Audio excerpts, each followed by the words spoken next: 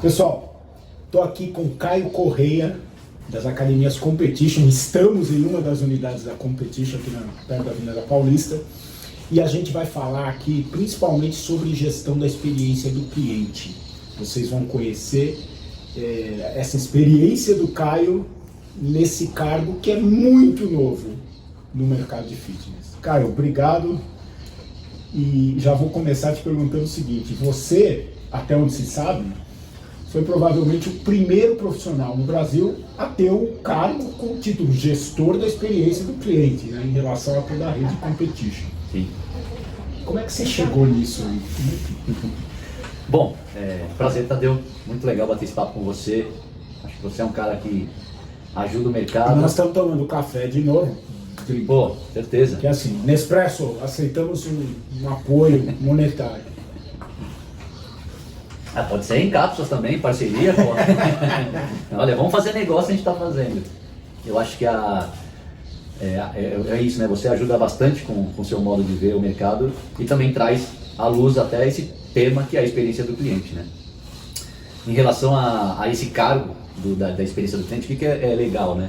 A gente comentar. Eu acho que você disse muito bem, né, meu? Você fala do cargo, experiência do cliente, não das funções, né? As funções, elas existem de alguma maneira em muitas academias e muitos gestores fazem algumas das funções, né? Por isso, quando a gente faz a certificação, alguém fala, olha, eu já respondo os e-mails. Pô, legal. Sim. Eu faço uma pesquisa na minha academia. Então as funções, de alguma maneira, elas estão aí.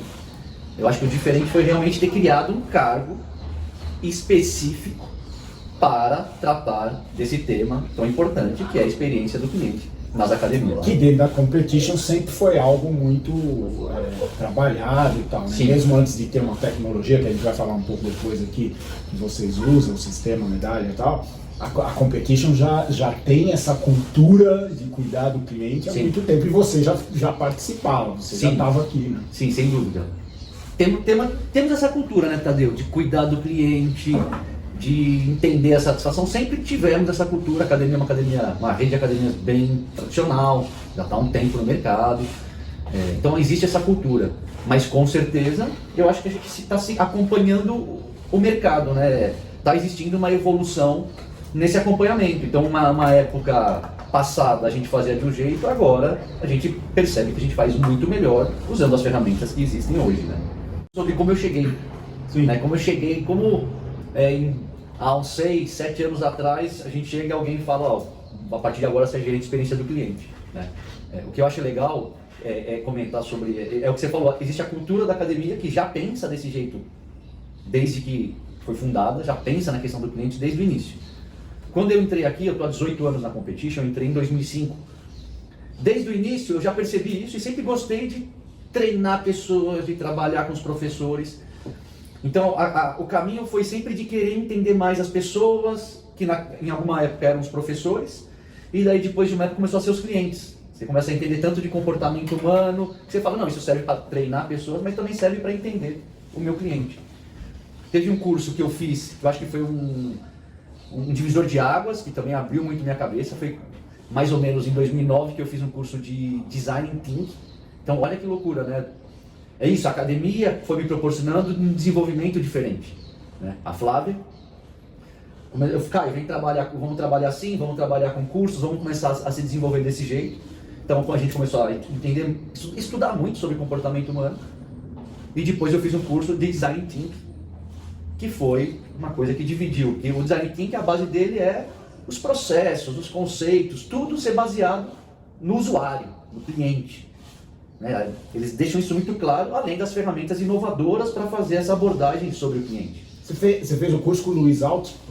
Eu fiz duas especializações com o Luiz Alt, que escreveu o livro. Que é um dos coautores do nosso livro sobre gestão de experiência do cliente. Eu conheci a Patrícia Totter, porque daí ela também se envolveu. Era o início da Patrícia com a questão da experiência do cliente e a arquitetura. A gente bebeu ali da mesma fonte ali de informação que era o Telisson, e aí foi esse caminho, e aí chegou uma hora que a gente está entendendo melhor os clientes, entende a importância de entender os clientes, que eu acho que isso é fundamental. E aí a gente já estava com algumas ferramentas em andamento, sabia que dava para evoluir mais, chegou uma hora que a Flávia propôs para mim Eu já era, você vê, eu já tinha um cargo de gerente, que era gerente de desenvolvimento e inovação. Um nome bonito e tal, mas que também era uma coisa que também me deixava meio em xeque. Depois que ela falou, vamos ajustar, vamos agora ser gerente de experiência do cliente. Putz, que é mais específico também, né? Que é mais específico. Inovação e desenvolvimento é meio abrangente. Exato. Demais. Não, inovação e desenvolvimento, vou contar essa história que é boa. Eu lembro quando eu chegava nas reuniões e, agora o nosso gerente de desenvolvimento e inovação vai falar alguma coisa. Nossa. Eu tinha que... Parecia que eu tinha que inventar, então eu fazia pesquisa, olha, tem uma aula no sul da África, que está dando uma academia tal, aí eu tinha que sempre trazer alguma coisa muito diferente, para parecer que era assim que eu comprovava, né, a minha qualidade. Se tivesse palpitips na época, ia te ajudar, né? Palpitips total. E aí, quando a gente muda para gerente da experiência do cliente, eu falo que ficou mais fácil, porque a informação está aqui. Né? A informação está em casa, está na nossa academia, os caras estão frequentando. Então, se eu der mais atenção para eles, eu vou ter muito mais ideia do que eu tinha antes. Então é muito mais fácil para eu colaborar. É uma mudança muito interessante que teve quando eu fui especificamente voltado para a experiência do cliente. E nessa mudança, alguns anos atrás, quais foram e são os principais desafios de fazer essa gestão da experiência do cliente, de ser o responsável por isso? Eu acho que a questão da experiência do cliente, Tadeu, você comentou agora no início, tem uma questão da própria informação, a informação técnica sobre a experiência do cliente, ela é muito nova. Né? Se a gente comparar com a informação sobre a parte técnica de uma academia, se eu comparar com uma parte comercial de uma academia, se eu comparar com o marketing de uma academia, para todos esses eu tenho bastante conhecimento, bastante informação, vários gurus, a gente já tem de onde beber dessa fonte. Quando eu falo experiência do cliente,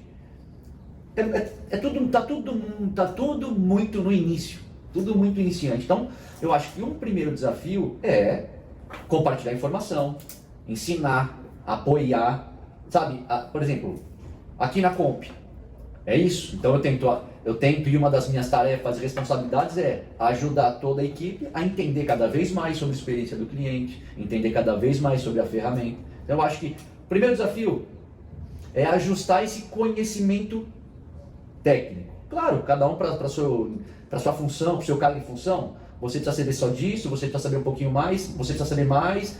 Claro, eu como gerente de experiência preciso saber um pouco mais, mas todo mundo precisa saber alguma coisa. E eu acho que essa equalização de informação técnica é um desafio. Que é a tal que a gente fala de criar a cultura disseminada por toda a organização, né? De assim, todo mundo está aqui para cuidar do cliente, entender o cliente e fazer o melhor. Tadeu, como é que eu comento? Eu falo assim, tá vendo? Tem essa parte de conhecimento técnico, que é um desafio, a gente equalizar isso. Quando a gente tem um conhecimento técnico, a gente vai perceber que a gente tem um outro desafio, que é o meu ponto de vista, né, Tadeu? Para a gente oferecer uma experiência do cliente legal, para a gente entender o cliente de uma maneira boa, efetiva, a gente precisa começar a ter qualidades como empatia, como gentileza, como cordialidade, de um jeito... Soft skills, que a Flávia é especialista. Perfeito. Quando a gente começa a entender a questão do conhecimento, estou entendendo o que é experiência, você fala, pô, entendi, porque agora eu vou começar a tratar com o cliente de um jeito mais humano, mas eu vou ter que entender um pouco mais, não julgamento. Você tem que criar, que eu falo que é o segundo grande desafio dessa jornada, que é a experiência do cliente em todos os mercados, a gente treinar e exercitar e melhorar nossas habilidades em relação à empatia, à gentileza, à cordialidade e também outras soft skills, que é a comunicação. Comunicação escrita e falada. Porque a gente quer fazer um atendimento 5 estrelas, a gente precisa falar um pouquinho, umas palavras-chave mais legais, mais impactantes, que o cliente olhe para você e fale, putz, isso foi legal.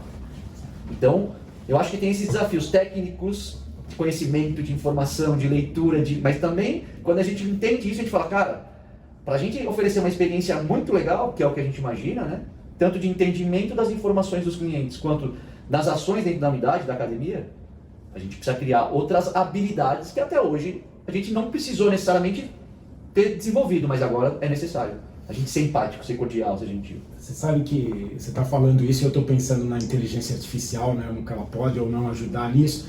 Não sei se você viu uma palestra do Walter Longo, que está no YouTube, sobre inteligência artificial, bem recente. E tem uma coisa que ele fala que é muito legal. é a primeira vez na história que uma nova tecnologia provavelmente será melhor utilizada pelas pessoas mais velhas do que pelos mais jovens que são mais afeitos à tecnologia. Por que isso? Porque a inteligência artificial generativa, né, do modo que ela é agora, ela depende, ela precisa que você se comunique com ela de forma clara e precisa. E as novas gerações têm dificuldade com isso. Né? Perfeito, Javi, perfeito. Eu acho que, talvez são as valências, tipo, comunicação, como escrever um texto, seja pelo WhatsApp, seja por e-mail, como conversa, como se apresenta para o cliente, a comunicar. Então, eu acho que esses são os dois desafios aí macros, né? Tanto na questão técnica, que a gente precisa compartilhar informação, apoiar a turma, parará, mas tem uma questão agora de outras qualidades, que agora são qualidades profissionais, que precisam ser desenvolvidas. Tem método de desenvolver todas elas, né? Estratégias e tal. Parte do autoconhecimento, obviamente, que também tem exercícios e testes para fazer, mas eu acho que esses dois campos são os grandes desafios aí para a gente voar plenamente nesse campo aí da experiência do cliente. E eu vou aproveitar essa tua colocação, vou puxar até antecipar o negócio que eu ia te perguntar aqui, que é o seguinte, essa parte da gestão das pessoas aí. Você vai estar, você e a Flávia, juntos no dia 28 de outubro, gente. Primeiro GTC Brasil. Um seminário dia inteiro sobre tecnologia para academias. Tá rodando aí, se você prestar atenção na TV. Você vai estar lá, junto com a Flávia, falando sobre a aplicação, que eu acho, até onde eu sei, vocês são a primeira academia, a rede de academias fazendo isso, de tecnologia na gestão de pessoas. Vocês têm mais de 300 colaboradores nas 5 unidades, né? É impossível fazer um a um. Então vocês estão estão desenvolvendo esse trabalho, né? Sim. Como é que é isso? Vou fazer um paralelo do que a gente falou agora há pouco. As funções já existiam, as tarefas já existiam, né? Mas o desafio de fazer a gestão de 340 colaboradores, 344 colaboradores, que é o que a gente tem agora, que eu sei, sem sistema a gente fazia do jeito que a maioria faz, e é o que dava, mas confia no coordenador, o coordenador tem a equipe, mas as coisas não estão claras e você não consegue ainda implementar a sua cultura, acho que de uma maneira 100%. Depois que a gente conheceu uma plataforma de gestão de colaboradores, a gente viu que as possibilidades eram incríveis. Então a gente implantou, já faz um pouco mais de um ano que a gente já está com a plataforma rodando nas unidades. É uma gestão de plataforma realmente dos colaboradores, não é uma intranet, né? Às vezes as pessoas confundem, é uma intranet. Não é uma intranet, é uma plataforma de gestão de pessoas. Ela estimula feedback, troca de feedback 360 graus, que é uma coisa que a gente sempre cultivou na empresa. Eu ia mencionar isso, segura essa ideia aí, que a diferença do que se fazia antes, né, uma das diferenças, você falou, se você passa a informação para o coordenador vai passar para os subordinados dele, e assim, mas você, o gestor, você perde a percepção do feedback daquelas pessoas, você só tem o feedback do líder. Exato. E aí você está falando exatamente. Exato. Então a gente consegue, por exemplo, ter metas de feedback na semana por departamento. Então a plataforma permite, por exemplo, uma coisa que a gente como profissional às vezes sente, né? Qualquer um, não só professor, coordenador, todos nós. Eu trabalho, tô trabalhando aqui há, 3 meses, 4 meses, e cada um tem o seu time, mas eu tô trabalhando há X tempo e faz tempo que eu não recebo um feedback. Então, a plataforma ela te permite, você clica lá, solicitar feedback. Porque quando você clica solicitar feedback, tá todo mundo ali, gestores, líderes, sabe que aquela pessoa está solicitando um feedback profissional sobre algum tema. Então, o líder recebe um e-mail direto falando, tal professor quer um feedback. Então, isso encurta as instâncias, na verdade, compartilha as responsabilidades também, né? Porque às vezes os colaboradores, eles podem estar passivos também, faz tempo que eu não recebo feedback, mas também estou tranquilo, tudo bem. Mas tem um botão ali que você pode solicitar, tem um botão que você pode enviar feedback para quem você quiser. Não só para o seu colega, para o diretor, para o gerente, olha, eu quero dar um feedback. Então, isso já ajuda a estimular uma cultura de feedback, eu acho que é muito legal. A gente tem uma parte de avaliação de desempenho também interna ali, tem parte de pesquisa, tem o próprio INPS, né? A satisfação dos colaboradores que a gente consegue medir por ali. Tem uma questão também que é muito interessante, um termômetro de humor. O termômetro de humor, É estimulado que o colaborador vai lá, não precisa ser diariamente, mas pode ser diariamente e tem lá, como é que você está hoje? Pô, hoje eu estou bem, daí todo mundo fala, pô, que legal, mas que parece meio bobeira. Não, porque na hora que ele coloca, putz, hoje eu não estou tão bem, isso chega um e-mail direto para o líder e fala, ó, o Tadeu falou que hoje não está tão bem. Aí o Tadeu começou, opa, Tadeu, o que aconteceu? Ah, por exemplo, isso aconteceu comigo. Então é um exemplo da ferramenta, faleceu um amigo meu. E aí, eu tava com a plataforma aberta e alguém foi responder, tô mal. Daí eu coloquei, putz, faleceu um amigo meu, porque eu sei que a Flávia, que é minha chefe, minha líder, eu não gosto de falar chefe, minha líder, minha parceira, na verdade, de trabalho, ela vai receber um e-mail e vai falar, o cara, faleceu um amigo. Daí passou um tempinho, ela, putz, sinto muito e tal, então dá pra fazer conexões que antes não adianta falar, não, eu tenho um grupo no WhatsApp. Não, a plataforma realmente trouxe, a gente está no momento de aprendizado. Sim. Tá? Mas eu acho que mais 1 ano, 2, vai estar instalado e lá tem parte de comunicado, assim. Fantástico. Muito fantástico. legal. Eu tô ansioso para ver vocês falando lá um negócio que eu quero ver. É muito legal. Quero muito entender. legal. Legal. E assim, a gente conseguiu evoluir muito nessa questão de gestão, de indicadores internos, de quantos feedbacks, de quantas reuniões tem. É um material muito legal e é uma plataforma muito legal mesmo, ajuda demais. Então, se você quiser conhecer mais, preste atenção, dia 28 de outubro esteja com a gente.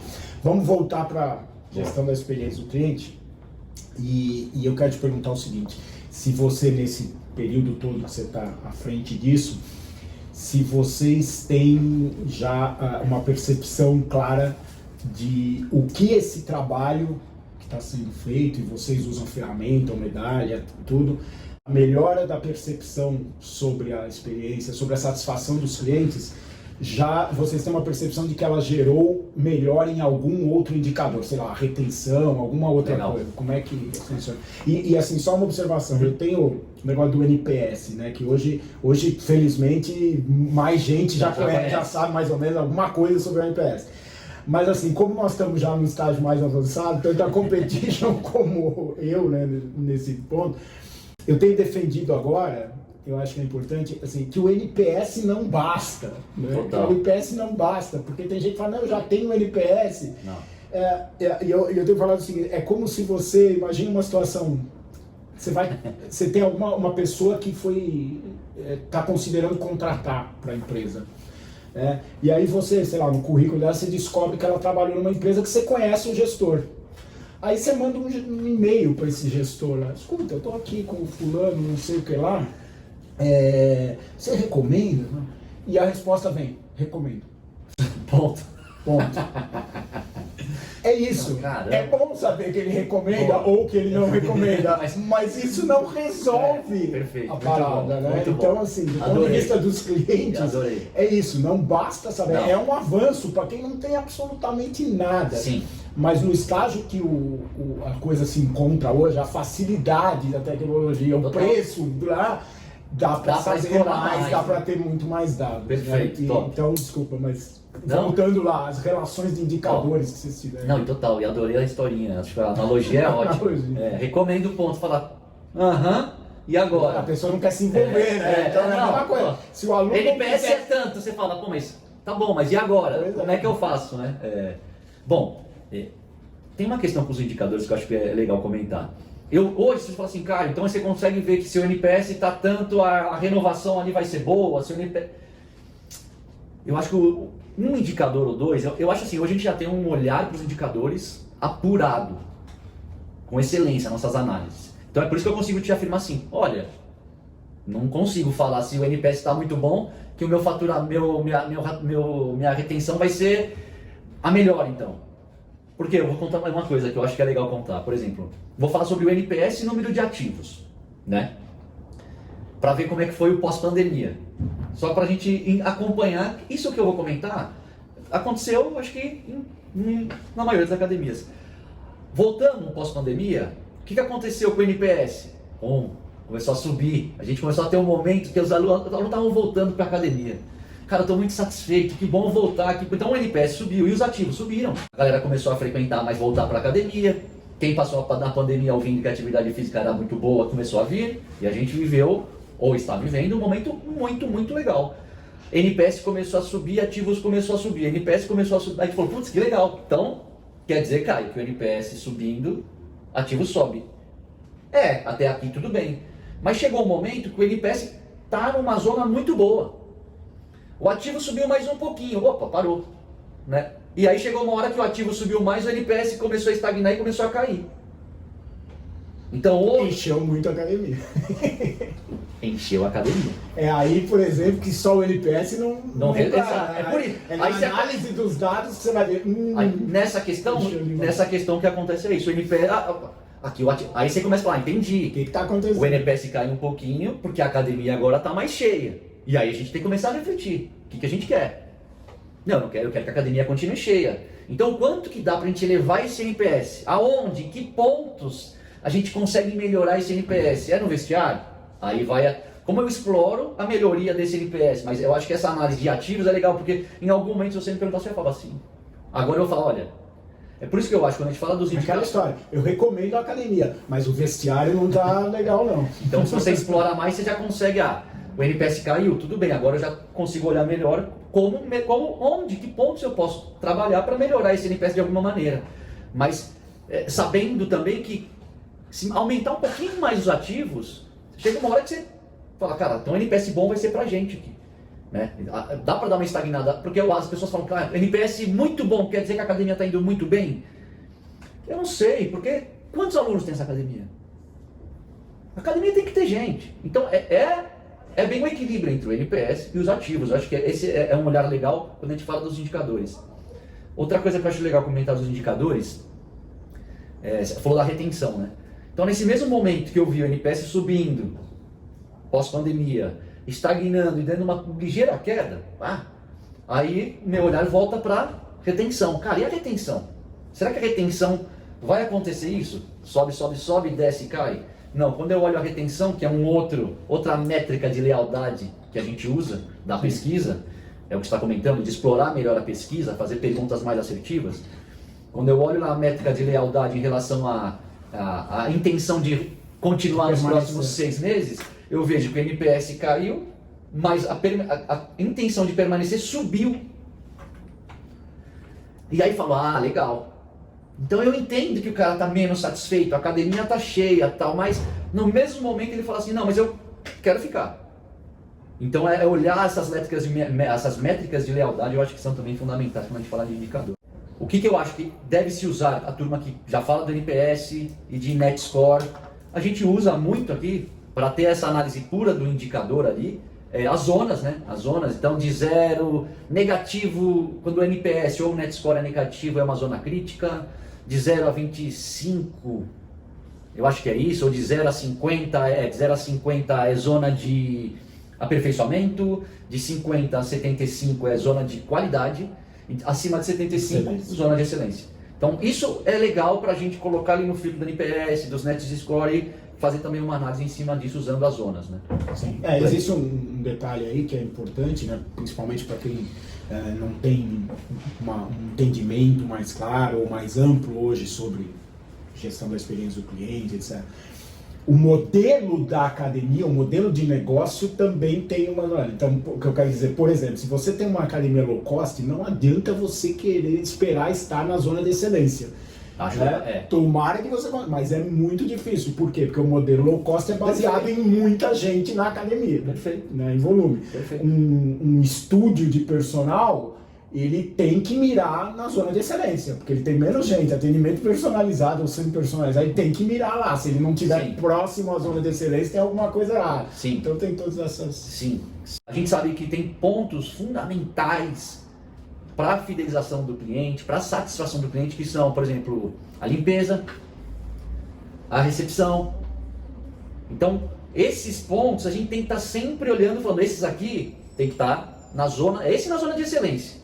Na minha opinião, tanto faz se é low cost, esses 2 pontos tem que estar na zona de excelência. São pontos importantes para a gente que trabalha em academia, para ter em alto nível, porque são pontos importantes para todos os clientes. Perfeito. Última. O que você diz para quem, gestor de academia que está vendo aí, e que quer começar a fazer alguma coisa nesse sentido. Hoje não tem nada de gestão da satisfação da experiência dos clientes. Para ele começar, o que você recomenda? Fora, obviamente, fazer a nossa certificação. Boa! Certificação para gestores de excelência aí, do cliente em academias. Legal.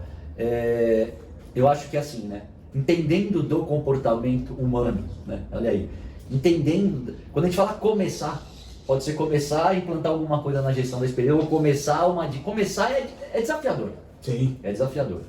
Então, para o gestor que quer começar, o que eu acho legal é, primeiro, tira pequenas dúvidas iniciais, mas comece. Né? Eu acho que um olhar legal que pode se ter inicialmente é isso, as funções já estão ali de alguma maneira, uma ou duas já existem. Então, às vezes ele já tem um e-mail de atendimento @ que ele já tem na academia, às vezes ele já até fez uma pesquisa ou outra. Então, talvez olhar, o que será que eu já faço? Que seria uma função, ou que seria já nessa área de experiência do cliente, e começar a ajustar isso, para depois implantar mais coisa. Mas eu acho que inicialmente tem essas dúvidas iniciais, resolve as dúvidas iniciais e manda bala. Ajusta uma pesquisinha, vai aprender fazendo.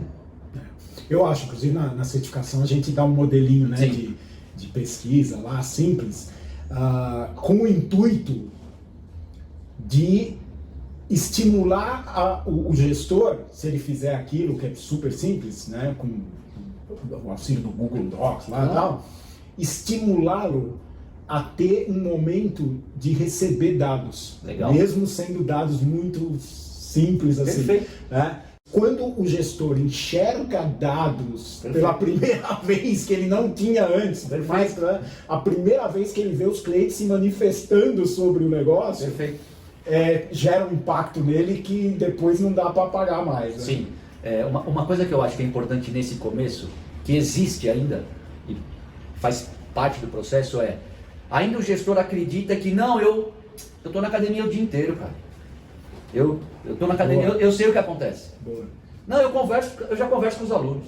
Então, isso que já acontece, às vezes cria e faz parte, o gestor fala assim, putz, eu já entendi, eu respondo os e-mails da turma, a gente já achar que já faz, é por isso que eu falo, às vezes, a gente já tá fazendo alguma coisa, mas será que é da melhor forma? Será que é com empatia com o cliente ou simplesmente eu estou respondendo? Será que aquela amostragem das conversas que ele tem com os alunos são Perfeito. Será que eles são representativas? Né? O que é muito fácil a gente saber? Eu sei que a gente tem gestores em todas as unidades. O gestor fica na academia? Fica. Mas só que ele conversa com as pessoas que são mais agradáveis também. Então, tem cliente que não é aberto a conversar. Perfeito. Então, é cego essa ideia de que não, eu fico na academia, eu já sei. Então, primeiro, vencer isso. E fala assim, cara, eu quero ouvir mesmo o que os clientes têm que falar. Aquele que chega às 6 horas da manhã, ou na verdade às 10 para 6. Aquele que está saindo às 11h15, falando que a academia fica aberta até meia-noite. Eu quero dar oportunidade para essa turma falar. Porque só assim eu vou conseguir melhorar. Ter essa humildade também de... a gente trabalha há 40 anos no mercado, então... legal, isso é ótimo pra gente, mas isso não... Os clientes já mudaram 35 vezes o comportamento deles nos 40 anos. Perfeito. E é comum no nosso mercado a gente ver práticas de 1990 sendo replicadas nas academias hoje como se fosse... E na verdade, aí a gente já sabe que tem um erro, porque não é possível. 30 anos se passaram e as práticas continuam as mesmas e ou semelhantes. Tem coisa aí. Gente, é isso aí. Conversei aqui com o Caio Correia. Caio, obrigado. Pô, muito bom. Foi ótimo, cara. Vamos estar junto. E você, presta atenção. Se quiser estar com a gente no dia 28 de outubro, no Gym Technology Conference, dia inteiro sobre tecnologia para as academias e tal, eu vou deixar no primeiro comentário aqui no YouTube o link, porque hoje, nós estamos gravando no dia 20 de julho, e é exatamente hoje que está aberta a pré-venda desse evento. Tá bom? Legal. Obrigado pela sua audiência aí. Avisa os amigos, compartilha o vídeo para a gente fazer essas informações chegarem mais longe. Caio, grande abraço. Um abraço para você, abraço para todo mundo. Tamo junto. Valeu.